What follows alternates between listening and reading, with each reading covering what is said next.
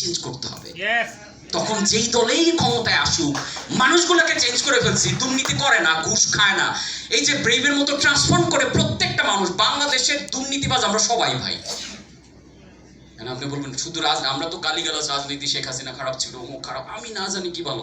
হ্যাঁ, আমি কি করি জানেন? আমি যখন দেখি যে রোডে কিন্তু আছে, এই ফুট ওভার ব্রিজ আছে, আমরা এই যে যাতায়াতের এখানে যাতে আমরা যাতায়াত না করি, এখানে আমরা লোহার দিছে, বাউন্ডারি দিছে।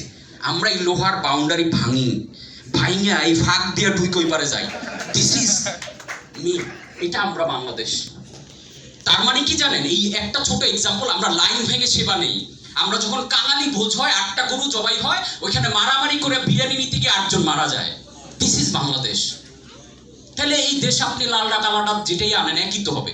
আমি যে সিম্পল কাজ করতেছি এবং বিশ্বাস করেন এই পুরো বাংলাদেশটাকে আমরা ট্রান্সফর্ম করার কাজটা করতেছি থ্রু দ্য ব্রেভ কোর্স। এবং এটার জন্য আমার ক্রেডিট নেওয়ার দরকার নাই যে আমি চেঞ্জ করে দিচ্ছি, চিনারও দরকার নেই আমাকে। আমি জাস্ট ইন্টারনাল সফটওয়্যারগুলো চেঞ্জ করে দিচ্ছি। মানুষের সামনে কোটি টাকা পড়ে থাকবে, সে খাবে না, শুধু আরেকজনকে দেওয়ার চিন্তা করবে। আপনি ভেবে দেখেন তো, প্রত্যেকটা মানুষ খালি আরেকজনের জিতাইতে চাইতেছে। ভাই আপনি জিতেন, আপনি জিতেন, আপনি খান, এই নেন আপনার হাতে তুলে দিই, সবারে দিয়ে তারপরে খেয়ে বাঁচতে থাকলে আমি খাবো। এমন বাংলাদেশটা আমরা চাই না ট্রুলি। তখন ক্ষমতায় কে আসে? ক্ষমতায় কেউ যাইতে চায় না ভাই। আপনি দেশ চেঞ্জ করছেন, ভাই আপনি না, ভাই আপনি বসেন।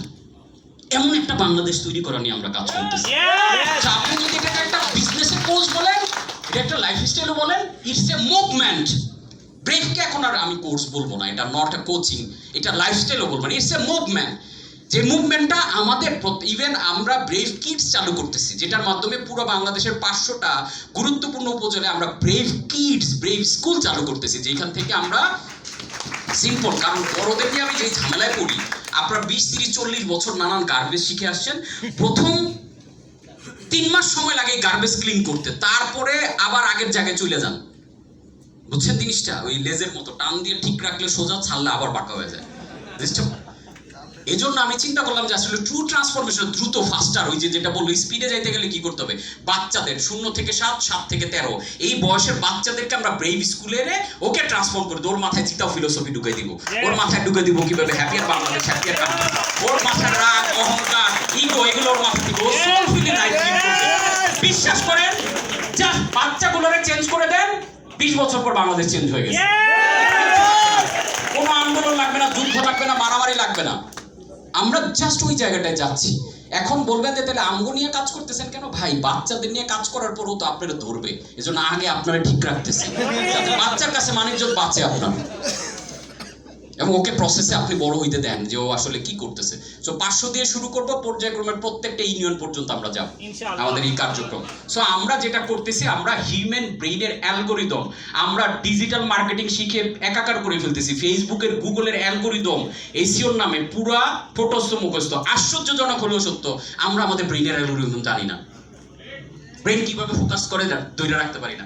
প্রত্যেকের প্রবলেম, স্যার কাজ করতে মন চায়, পারি না, হিসাবে লাগে, ফোকাস ধরে রাখতে পারি না, মোমেন্টাম থাকে না। কেন ভাই?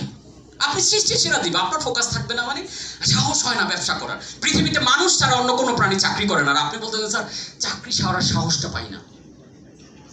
আল্লাহ কি রিজিকের অভাব রাখছে? পিঁপড়ার মতো ছোট্ট প্রাণী উদ্যোক্তা ভাই, ছোট্ট একটা টুনটুনি পাখিও খাবার জোগাড় করে ওর বাচ্চারাই না প্রতিদিন খাওয়ায়, প্রতিদিন সে উদ্যোক্তা হিসেবে কাজ করে, প্ল্যান করে আজকে কোন গাছে গেলে পোকা পাবো, কোনটা দিয়ে আমরা।